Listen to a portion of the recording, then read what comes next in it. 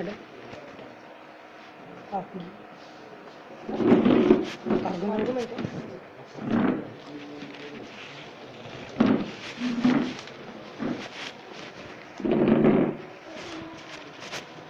Madam मैं argument present करना चाहूँगा और उसके साथ में मैं कुछ साइटेशन भी है वो प्रेजेंट करना चाहूँगा ma'am.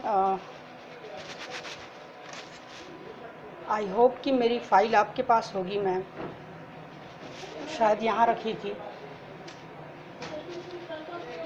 Okay ma'am, page number 34 अनेक्शर P7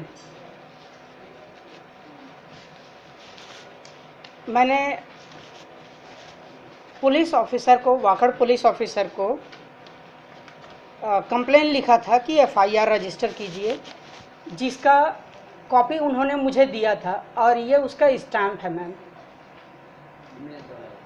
ये आपने देखा था मैम, मैंने पिछले आर्गुमेंट में दिखाया था। और अनेक्शर P6 अनेक्शर P6 commissioner of police Pune cp.pune@mahapolice.gov.in on behalf of CP Pune Maharashtra police CP Pune. ये भी है जो May 3, 2017 को कमिश्नर ऑफिस से मुझे रिप्लाई किया गया। ये एविडेंस और रिप्लाई मैंने आपको सबमिट किया था मैम। और जब मैंने मेल भेजा था तो मैंने मेल भेजा था CP Pune, joint commissioner of police Pune, additional CP crime Pune, ACP Pimpri Pune, crime com Pune, web police .Pune. Web police में SP को भी जाता है मैम। तो पेज नंबर 32 में ये है। आपने दोनों चीज़ों को मैं आपको दिखा दिया हूँ मैडम। अब मैं आर्गुमेंट स्टार्ट करना चाहूँगा। उसके पहले मैं कुछ डॉक्यूमेंट्स आपको प्रेजेंट करना चाहूँगा।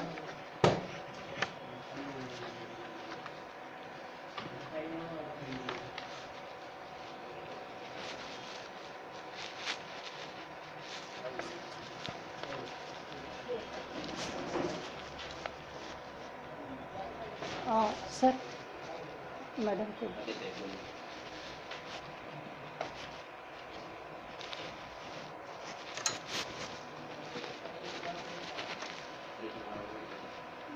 मैम, उसमें एक कॉपी है मेरा return argument for issuing summon to accused. एक कॉपी है जिसमें सुप्रीम कोर्ट का न्यूज़ आर्टिकल है, Supreme Court says is ready to go live centre mutes a TV channel. एक है कंटेम्प्ट ऑफ कोर्ट एक्ट 1971 और एक है citation honourable PL Pal Singankar Pune family code, उनका साइटेशन है मैम।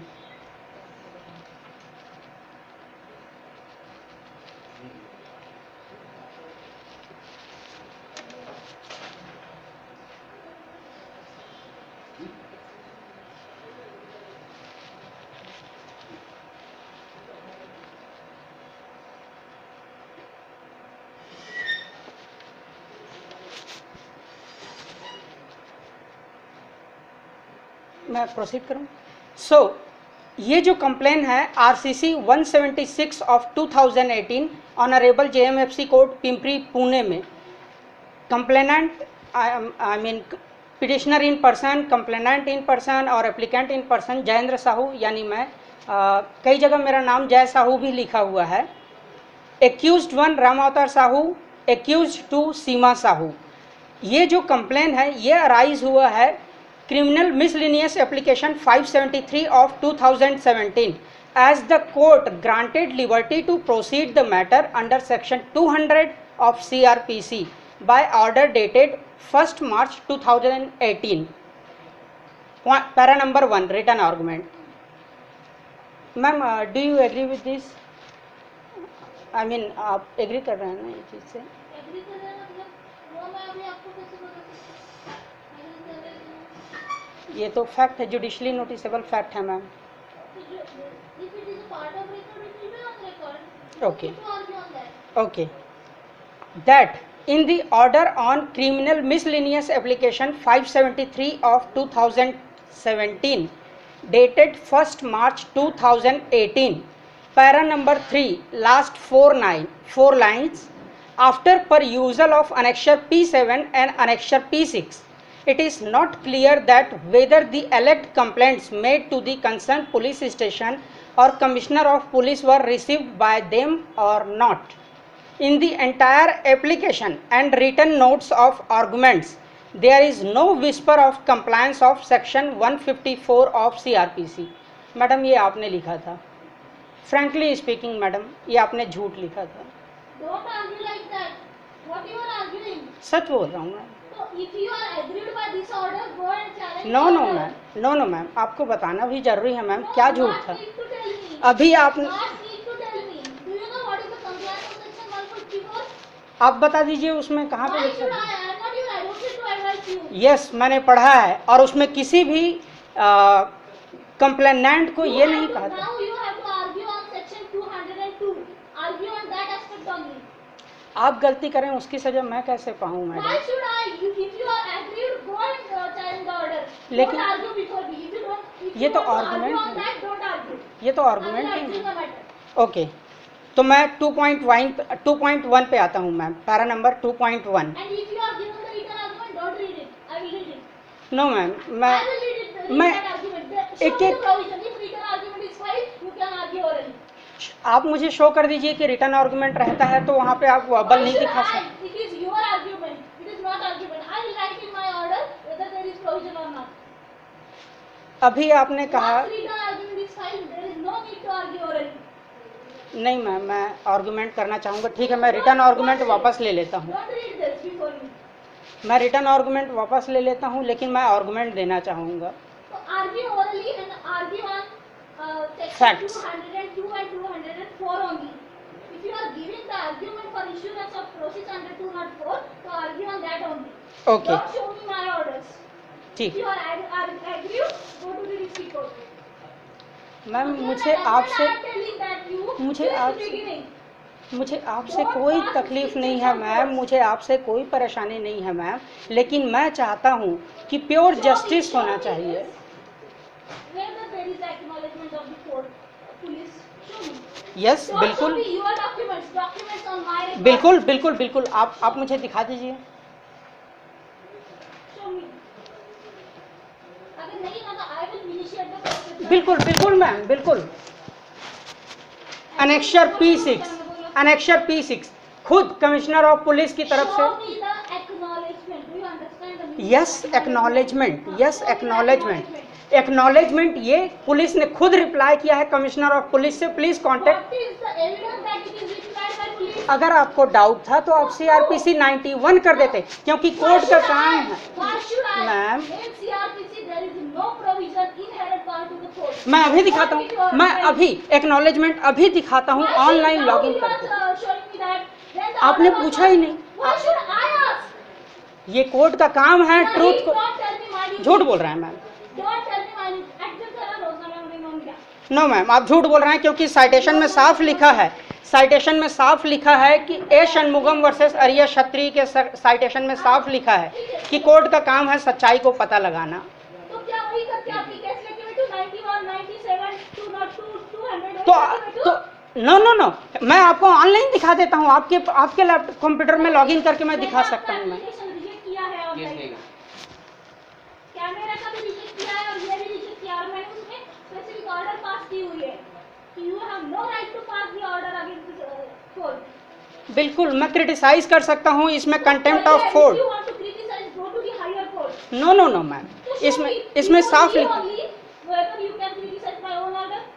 यहाँ पे लिखा है कंटेम्प्ट ऑफ कोर्ट्स. वो मत दिखाओ मुझे. वो कंटेम्प्ट ऑफ कोर्ट के लिए नहीं होता, वो पार्टीज और एडवोकेट्स के लिए होता है.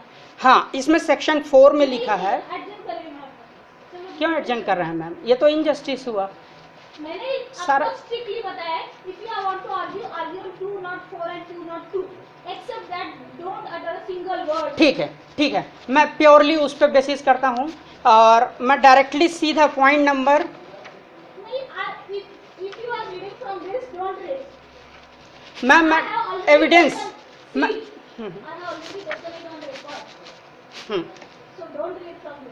तो मैं डायरेक्टली एविडेंस आपको दिखा देता हूँ मैम, जिससे मेरा काम है कोर्ट को असिस्ट करना, इंक्वायरी एंड रिफॉर्म के लिए मेरा काम है।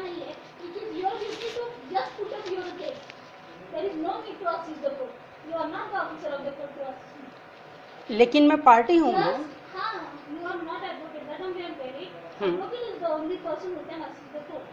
Since beginning, Mr. Sahu, I am tolerating you, and time and again I am telling you what is the provisions of law. मैं exact Just evidence. show me the evidence tendered by you is sufficient to issue process against the accused. Sure, ma'am. Which we named by you. Sure, ma'am. That is the only argument. Sure, ma'am. मैं point number para number 4 आपको. And whatever you have written in this. On the last occasion when I passed the order, I have specifically mentioned that whatever you are returning with your written arguments, be careful about that. On the last occasion also you have written about the High Court and Supreme Court. तो उन्होंने गलत किया। On that occasion also I told you. ठीक है, मैं directly मैं evidence पे बात करता हूँ मैम, और एग्जैक्ट एविडेंस। ठीक है मैम, मैं अभी उसको पेन से काट देता हूँ।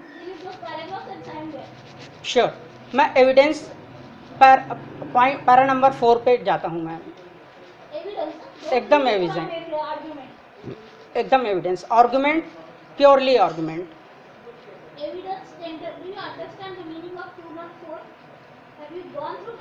Yes ma'am. मैं अभी दिखा देता हूँ मैम, लैपटॉप चालू करके। क्यों? आपने पढ़ा है ना? पढ़ा है, अभी एग्जैक्टली याद नहीं है। It is for you to learn first and then argue. I am telling you the same. Every day I am telling you the same. No need to go through the book also. ठीक है, मैं directly evidence पे बात करता हूँ ma'am, क्योंकि हमारा objective जो होना चाहिए इंक्वायरी, रिफॉर्म एंड जस्टिस पे होना चाहिए। मैं उसी पे। You are not arguing the PIL. You are arguing your own case. Please stick up with that. You are the representative of the people. Are you here for the PIL? No. So why are you doing that again and again? The Constitution of India, Article 50. Don't tell me that. उसमें लिखा है ma'am. You are not arguing PIL. लेकिन उसमें every citizen की duty लिखी है ma'am. Follow the duty and argue your own case. Have you anybody appointed you to argue my argument? I am appointing Mr. Sahu and you will argue. जी जी, मैं जितना direct evidence पे तक आता हूँ, only para number 1, 2 को आप काट दीजिए, मैं साइन कर देता हूँ। डायरेक्टली पैरा नंबर 3 पे आ जाता हूँ मैं। सकते हैं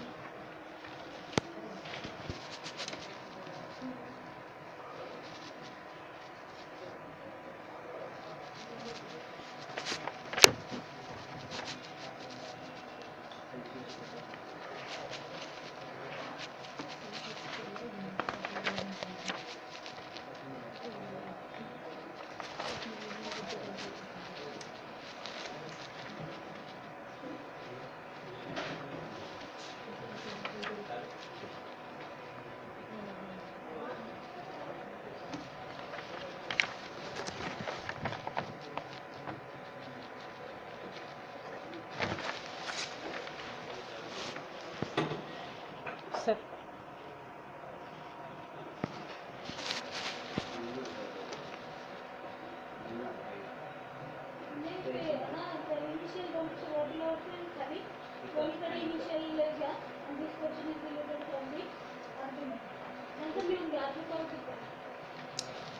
मैम मैं विलिंग हूँ कि ये प्रूव कर सकूँ कि ऑफेंस जो है अबव मेंशन एक्यूज ने किया है, रामावतार साहू ने, सीमा साहू ने। उसके अलावा इसमें कुछ undisclosed, para number 3, undisclosed name है, लाइक किसके नाम पे वो ज़मीन की रजिस्ट्री हुई है, जो मेरे पैसे से ज़मीन खरीदी गई थी, वो भी इसमें एक्यूज्ड हो सकते हैं। और जो इसमें क्रिमिनल कॉन्स्पिरेसी किए हैं वो भी एक्यूज्ड हो सकते हैं, उनको भी मैं प्रूव करना चाहूँगा ड्यूरिंग द ट्रायल। तो अब मैं डायरेक्टली एविडेंस पे बात करना चाहूँगा ma'am. Para number 4, daughter of accused number 1 Mamta Sahu, wife of complainant, admitted in her cross examination dated 2 January 2017 in her maintenance petition MJC number 329 by 2015. उसका revised petition number है 274 bye 2016 क्योंकि code change हुआ था. Presented as annexure P3 page number 23 at family court Bilaspur Chhattisgarh. She has admitted that, ma'am page number 23, annexure P3 page number 23.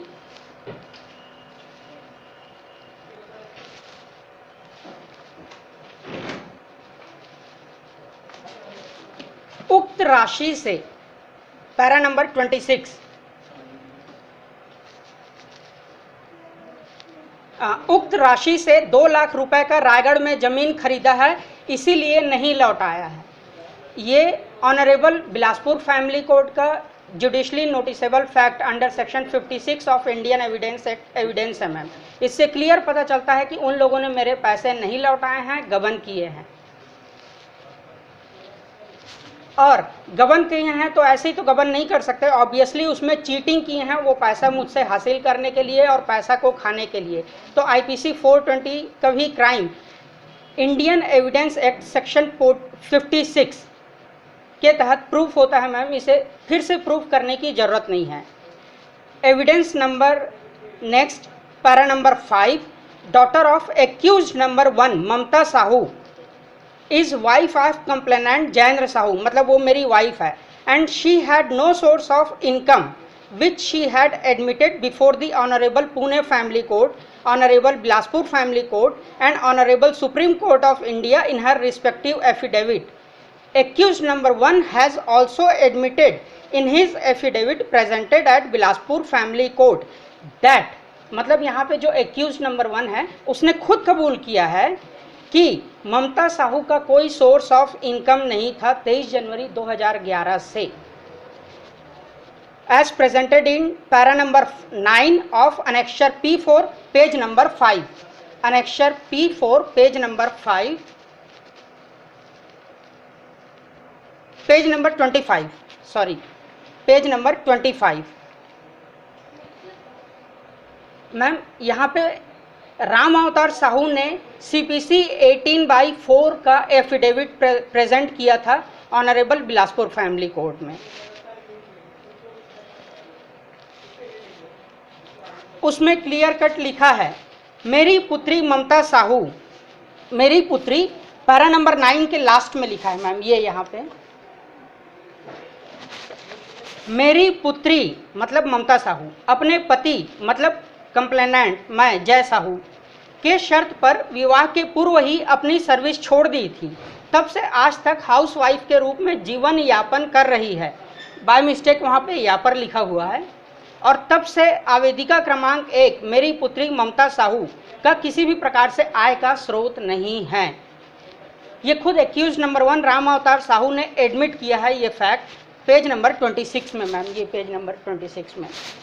उसके बाद और भी आगे लिखा है यह कि मेरी पुत्री आवेदिका का आय का कोई स्रोत नहीं है, पैरा नंबर 12. अब इससे ये क्लियर प्रूफ होता है मैम कि ममता साहू के अकाउंट में जब से मेरी शादी हुई जनवरी 2011 से दिसंबर 2014 तक, उस समय उसके अकाउंट में जो भी पैसे थे उसका एक्चुअल ओनर मैं था, complainant Jayendra Sahu. Annexure P5 page number 29 and 30, para number 9 and 12 में भी यही चीज़ लिखा है. पेज नंबर 29 एंड 30 खुद ममता साहू ने कबूल किया है कि उसके पास कोई सोर्स ऑफ इनकम नहीं था, वो हाउसवाइफ थी, मतलब उस पैसे का तो एक्चुअल ओनर मैं ही हुआ. अनेक्शर P5, अनेक्शर P5 page number 25 and 26, यहाँ पे खुद एक्यूज नंबर 1 ने फिर से एफिडेविट दिया है और वहाँ पे कबूल किया है.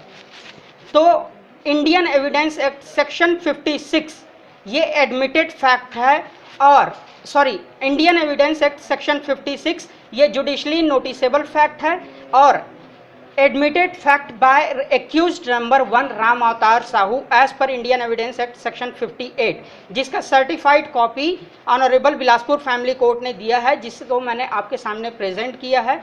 इससे क्लियरली प्रूव होता है कि वो मेरे पैसे का गबन किए हैं और मुझे धोखाधड़ी किए हैं। पैरा नंबर 6 में मैं पढ़ना चाहूँगा ma'am, complainant has tried all the option to get his money back, even sent the legal notice. Annexure P2, page number 16 to 20, page number 16 to 20।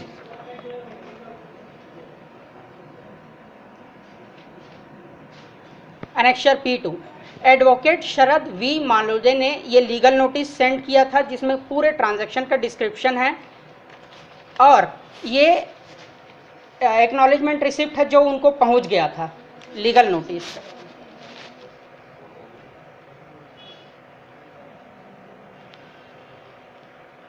मैंने अनेक्शर P7 कमिश्नर ऑफ पुलिस को भी mail भेजा था, अनेक्शर P6 commissioner of police को भी mail भेजा था, अनेक्शर P6 Wakad police को भी मेल भेजा था। योर ऑनर, अभी भी मैं रिक्वेस्ट करना चाहूँगा, अगर आपको कोई भी डाउट हो तो मैं CRPC 91 दे देता हूँ, बजाय कि इसमें डिले हो। वो राजकुमार केंद्रे साहब हैं PSI पुलिस, उनको मैं अच्छी तरीके से जानता हूं क्योंकि मैंने उनको ही दिया था और वो भी मुझे पहचान गए हैं क्योंकि मैंने वहां पे पूरे एविडेंस दिखाए थे ma'am. Section para number 7, evidence, bank statement of online fund transfer and deposit in both the accused account as in annexure P1, page number 8 to 15 are evidence under section 65D। Original is an electronic record and can not be movable in physical nature. However, the print copy presented by complainant of the Indian Evidence Act 1872. Para number 8, evidence, reply from accused of the legal notice as in annexure P8, page number 37 to 39, dated 23rd June 2017.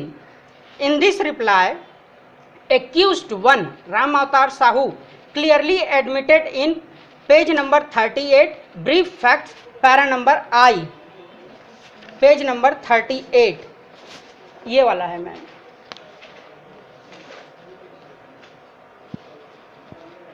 Brief facts,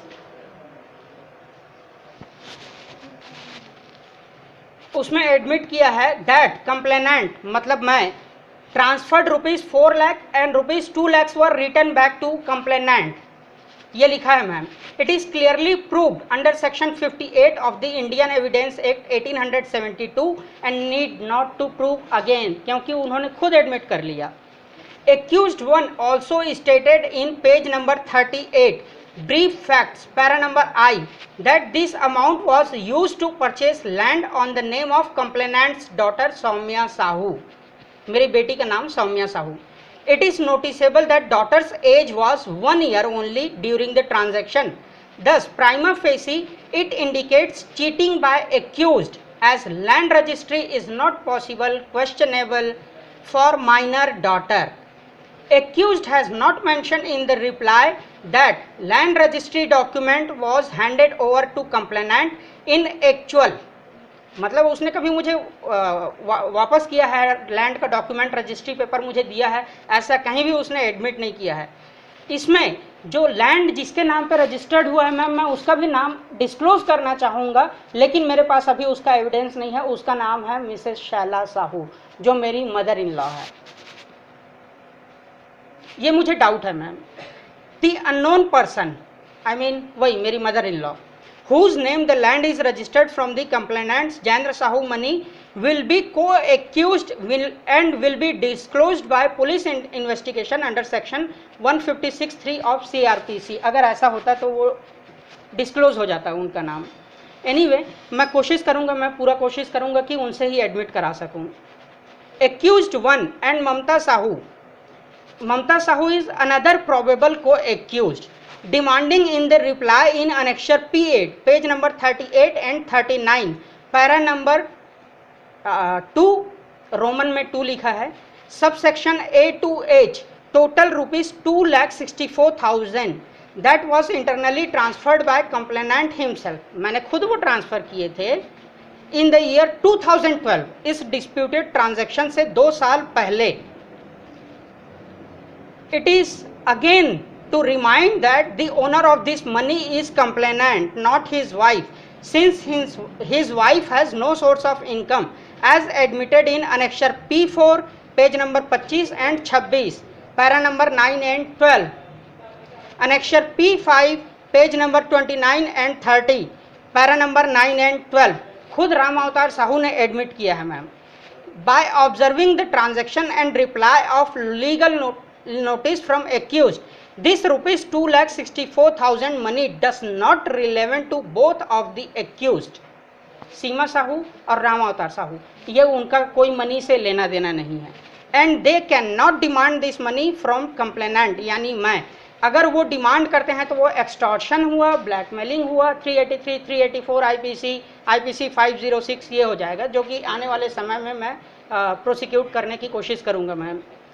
conclusion, based on the observation of the evidence, it is considerable under section 56, 58, 65D and 65A of the Indian Evidence Act 1872 accused 1 dishonestly misappropriated and usurped rupees 1.5 lakhs and accused 2 dishonestly misappropriated and usurped rupees 50,000 of complainant's money by cheating and dishonestly inducing delivery of property of land at Raigad, Chhattisgarh from complainant's money, मतलब मेरे पैसे का वहाँ ज़मीन खरीद के उसको हड़प लिए, गबन कर लिए, धोखाधड़ी किए।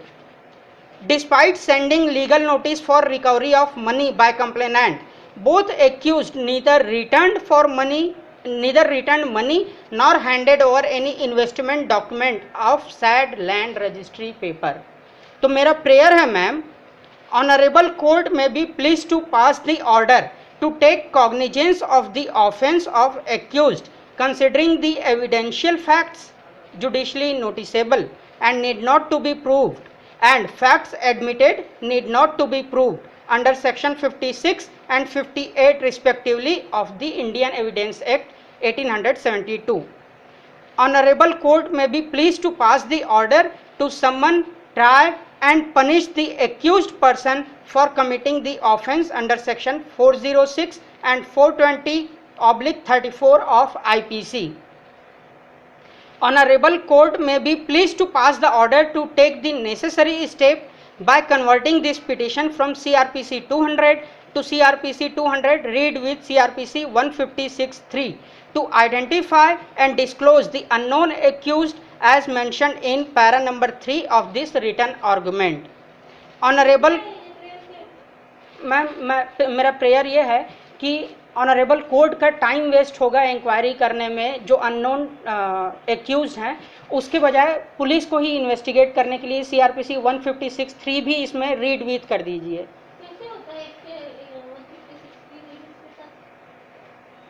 मैंने नेट पे देखा था मैम, CRPC 200 में ऑनरेबल कोर्ट को CRPC 190 के तहत ये अथॉरिटी है, पावर है। अब कुछ तो फेसबुक वगैरह के विरुद्ध किसी ने केस किया था, वो नेट पे मैंने पढ़ा था। तो उसमें कौन सी कोर्ट ने डायरेक्शन दिया थे 200 के साथ 156(3) करो? वो पिटीशन ही फाइल हुआ था मैम, वो पिटीशन ही फाइल हुआ था। जी, अलाउड किया था। वो याद नहीं है मैम, मैं नेट पे सर्च करके बता सकता हूँ। 200 और 156(3) एक साथ होता है क्या? पूरा पढ़ा करो ना थोड़ा। ओके। पूरी प्रोविजंस पढ़ के आया करो ना, कहाँ से तो एक लाइन फेसबुक पे और सोशल मीडिया पे पढ़ते हो और यहाँ पे आके आर्ग्यूमेंट करते हो। ओके। पूरी थरोली प्रोविजन पढ़ा करो और फिर आर्ग्यूमेंट किया करो। Okay ma'am. सो आप चाहें तो प्रेयर नंबर 3 को डिसकंटिन्यू कर सकते हैं। And prayer number 4, honourable court में be please to pass the order to punish the above named accused and get the money back to complainant with actual valuation, अभी के करंट वैल्यूएशन के according. तो मुझे पता आईपीसी में 406 में 420 में return of money word use किया हुआ है क्या? पूरे लेजिस्लेचर में मुझे दिखा नहीं लिखा है। तो why you are seeking this prayer? ठीक है। File the civil suit for recovery of amount. ठीक है, मैं सिविल सूट अलग से फाइल कर लूँगा मैम उसके लिए। So why you are doing this thing if you are not aware about the provisions? Since begin, you tell me, you have filed any complaint before the Chinchwad police station? Chinchwad police station का jurisdiction है करके मैं जानता ही नहीं था ma'am. So तो मैंने actually commissioner of your police application has been sent by here by my two learned predecessors. It was basically before other two judges. It was sent to me as the jurisdiction was it. It was also not interested with me. In spite of that, you are wandering here and there. I have entertained your application. Though you have uses very bad and unparliamentary words against Honorable Supreme Court and High Court, I have considered your application. Now you are telling me that you are done this and you are done that. Ma'am honourable court से मैं request करना चाहूँगा कि वो सब ignore करके purely justice. Also, once I have warned you, so why are you doing this thing again and again? Why you are मैं purely justice tell me चाहता why you हूँ। are compelling me to initiate action against you? मैं sorry बोलता हूँ ma'am, I लेकिन communicated all this to High Court and Supreme Court that one person is doing these things against you. You understand what is the consequences? Time and again I am telling you, stick to your case. Sure ma'am. एक तरह आप पैसे मांग रहे हो, दूसरी तरह उनको पनिश करो बोल रहे हो, तीसरी तरह बोल रहे हो 200 और 156 दिन एक साथ करो। कुछ भी सोशल मीडिया में एक लाइन पढ़ के मत आया करो। जी मैम। मोटे वो सब सगल यूं क्या करते हैं तारीख है। ये क्या है? ये क्या रिलेवेंस है इस केस से? ये साइटेशन है मैम, जिसमें साइटेशन साइटेशन है। साइटेशन का मतलब पता नहीं है मुझे क्या होता है। साइटेशन किसी भी कोर्ट के द्वारा रिलीज किया हुआ जजमेंट होता है या ऑर्डर होता है। किस कोर्ट के द्वारा? Whether my order can be a citation for other court? Yes ma'am. So basically go and search with the Oxford Dictionary what is the meaning of citation.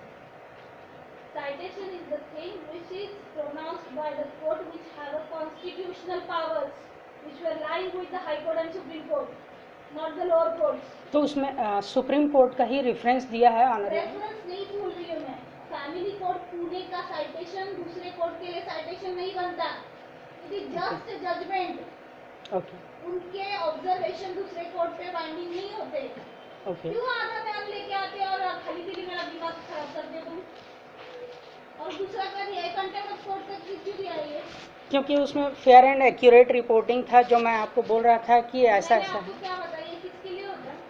whether it is applicable to the judge, whether it is applicable to judge. ये मेरे लिए है ma'am कि अगर मैं fair and accurate report करूंगा या fair criticise करूंगा तो ये कहीं भी किसी भी तरीके से कंटेम्प्ट ऑफ कोर्ट नहीं होगा, बल्कि ये नहीं मैम। नहीं मैम। ठीक है। और ये तीसरा है, ये परसों का जजमेंट पढ़ा पूरा आपने? सुप्रीम साहब का ये निकाल के लाया आपने जी। का जजमेंट है ये प्रीवियस का। पढ़ा आपने पूरा? जी। हाँ, क्या लिखा है उसमें सुप्रीम कोर्ट ने पूरा judgement? I am not talking about this paper. वो जजमेंट मैंने डाउनलोड नहीं किया है मैम। तो read the entire judgement. In honourable Chandrachud ने it is very clear that when the issue is regarding the social issue, constitutional issue, those can be only live, not the personal cases of the particular party. ठीक है। पढ़ो ना judgement. क्यों आते हो यहाँ से एक एक पेज लेके? जब चलो पढ़ देना है जब रहेंगे तो ये नहीं इधर साइन करो, इधर एक साइन करो नीचे, इधर और बीच में लिख दो। इसमें जरूरत है क्या? हाँ? इसमें साइन करने की जरूरत है क्या? नहीं वो आपके पास रहने दो। तो जजमेंट पढ़ो पूरा। इधर साइन करो, इधर साइन करो। Sir pen.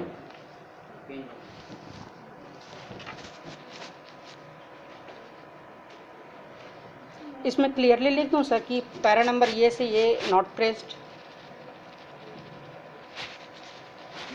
Para number 1 and 2 is are not pressed, ये लिख दूं सर? हाँ लिख दो, सभी पेज पे लिख दो जितने वो किया हो।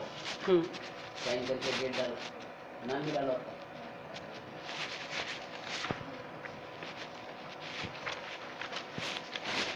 29 नवंबर। पैरा नंबर 1 2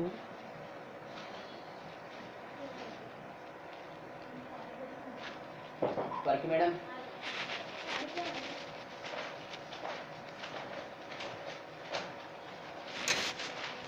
ये सर मैंने यहाँ पे लिख दिया, साइन भी कर दिया। रिकवरी ऑफ मनी की प्रेयर भी डिलीट कर दो। ठीक है। पूरे क्लियर आरटीसी में कहा पे रिकवरी ऑफ मनी का वर्ड नहीं यूज किया और तुम पैसे मांगने चले वापस है और प्रोविजन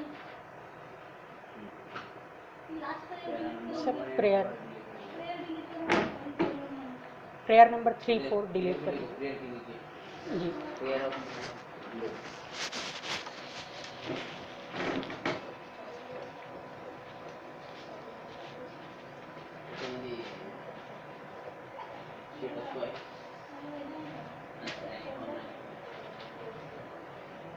प्रेयर नंबर 3 एंड 4। मैं ड्रा होने एकदम खड़े थे इंतकाल बेटा तेरा ड्रा होगा ये सर प्रेयर नंबर 3 एंड 4 इंतकाल खाली कार्ड में are not pressed. Prayer number 2 3 4 are prayer number 3 and 4 are not pressed. Okay okay नाम लिख के सेंड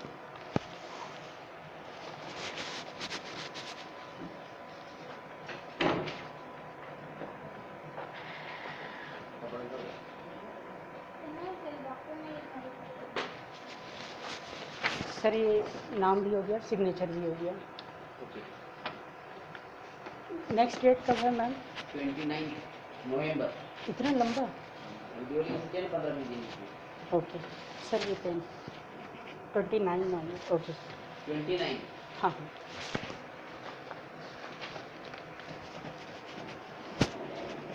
थैंक यू।